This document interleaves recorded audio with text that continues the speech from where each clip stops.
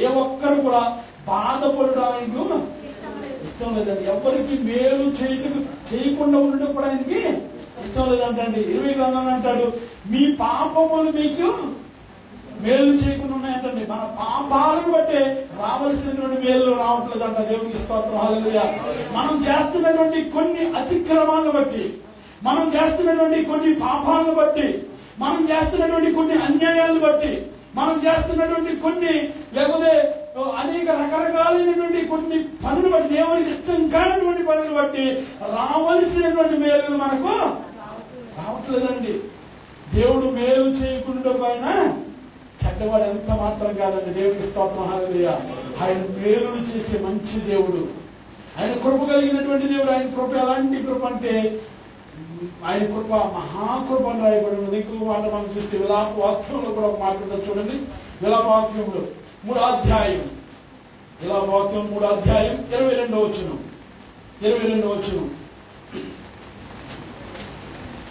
విలాప వాక్యంలో 3వ అధ్యాయం 22వ వచనం.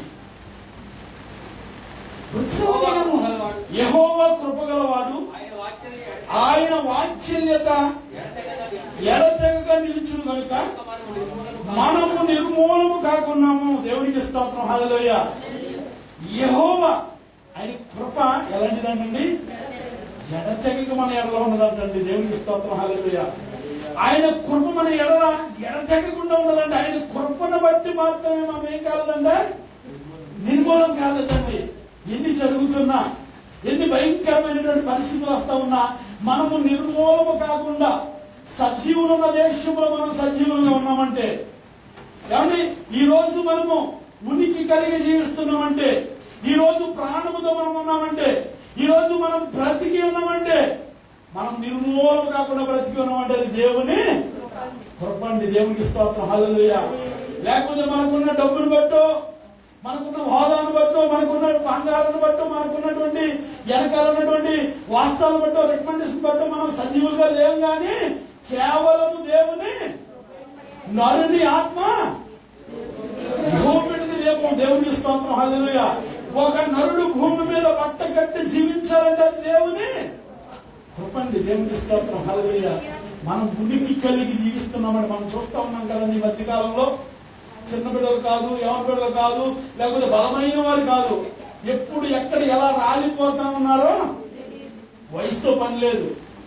ఎవరు వయసుతో పని లేదు. చిన్న బిడ్డలు కూడా, ఓ మాత్రం వయసు వచ్చిన బిడ్డలు కూడా ఆటలు తగ్గలాడుతున్నారు, అర్ధాంతరంగా మరణిస్తా ఉన్నారు. భయంకరమైనటువంటి మరణాలు ఎక్కడ చూసినా వింటా ఉన్నాం. కేవలము దేవుని మహాకృపను బట్టి మాత్రమే మనము సజీవులుగా ఉన్నామండి. దేవునికి స్తోత్రం, హల్లెలూయా. కాబట్టి సహోదరి, పాపాత్మురాలైనటువంటి సహోదరి సమాధానం పొందుకోవడానికి, నెమ్మది పొందుకోవడానికి గల కారణం ఏంటంటే, మొట్టమొదటి కారణం దేవుని గురించి తెలుసుకుందండి. దేవునికి స్తోత్రం, హల్లెలూయా. తెలుసుకోవడం అంటే ఆయన ఎంత గొప్ప దేవుడో, ఆయన ఎంత ఆశ్చర్యకరుడో, ఆయన కృప ఎలాంటిదో, ఆయన చేస్తున్నటువంటి కార్యాలు ఎంత గొప్పవో ఆమె ఏం చేసిందంటే తెలుసుకున్న ఆవిడ అక్కడ ఆగిపోలేదండి. దేవునికి స్తోత్రం, హల్లెలూయా. చదవండి మాట, 2వ మాట చూద్దాం. తెలుసుకున్నటువంటి ఆమె ఎక్కడికి వచ్చిందంటండి? ఆయన యొద్దకు వచ్చిందంటండి. దేవునికి స్తోత్రం, హల్లెలూయా. తెలుసుకున్న తర్వాత విడిచిపెట్టకుండా ఆయన యొద్దకు వచ్చింది. ఆయన యొద్దకు ఎలా వచ్చింది? చదవన్నమాట 37వ వచనం. లూకా సువార్త 7వ అధ్యాయం 37వ వచనం.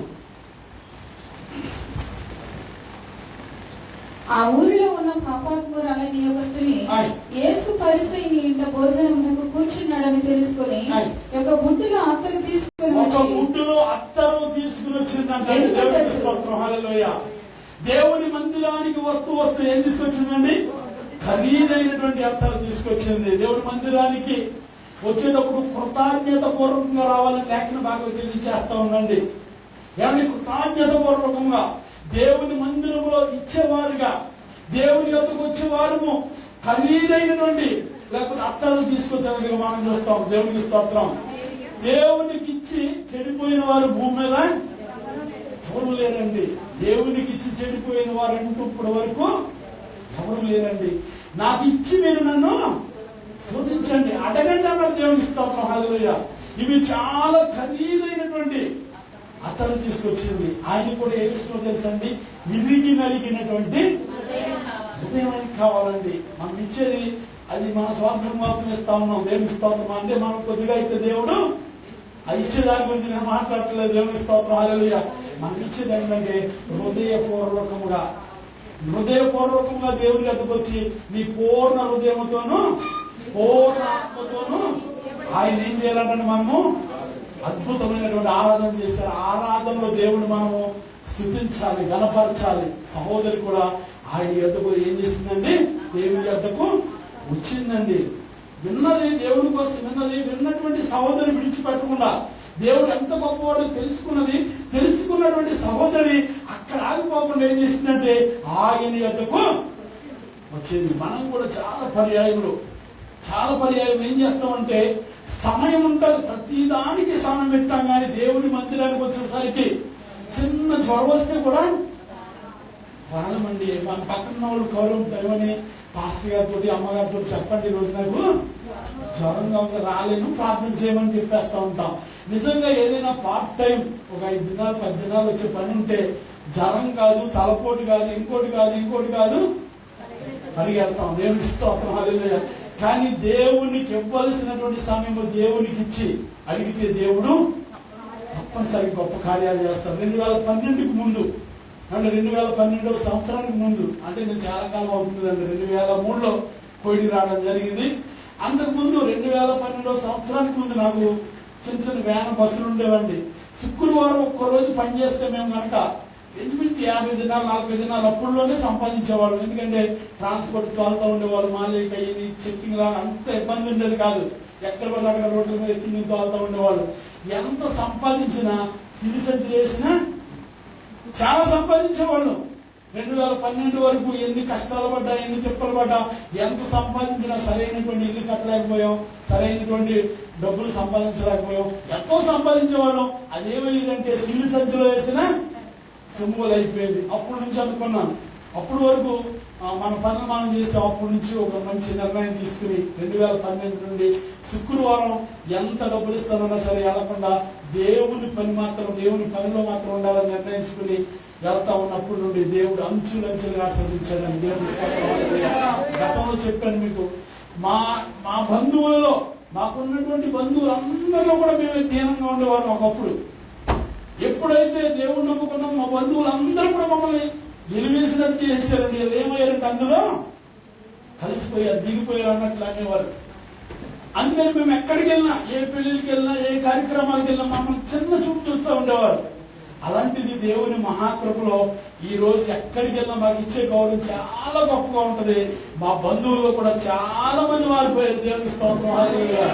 చాలా మంది వారు కూడా తెలుసుకుని దేవుని అంగీకరించారు. చక్కని గృహం పట్టి కూడా దేవుడు కృప చూపించారు. ప్రతి విషయంలో అంచులంచులుగా దేవుడు ఆశీర్వాదకరంగా మార్చాడండి. దేవునికి స్తోత్రం. హల్లెలూయా. అంటే దేవుని మందిరానికి మనం ఖచ్చితంగా సమయాన్ని మనం ఏం చేయాలండి, కేటాయించాలి, పాటించాలి. దేవుని మందిరంలోకి వచ్చి మనం కనబడాలి ఖచ్చితంగా. దేవునికి స్తోత్రం. హల్లెలూయా.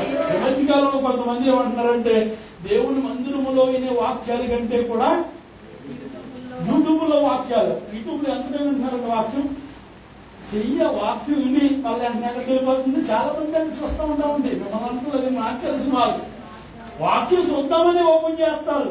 అది ఎక్కడికి వెళ్ళిపోతుందంటే ఏ సీరియల్ అంట. దేవునికి స్తోత్రం. ఏదో లేకపోతే క్యామిటీ షోలు అంట, కొంచెం బుర్ర బాగా పనిచేస్తా, అందులో వెళ్ళిపోతా ఉంటాయి. కానీ దేవుని మందిరానికి మనం ఖచ్చితంగా ఏం చేయాలంటే ఆయన వాక్యం సెలవిస్తూ ఉన్నది, నా యుద్ధకు మీరు రావాలి, ఆయన యుద్ధకు రావాలి. మనం ఒక నిజంగా మనకి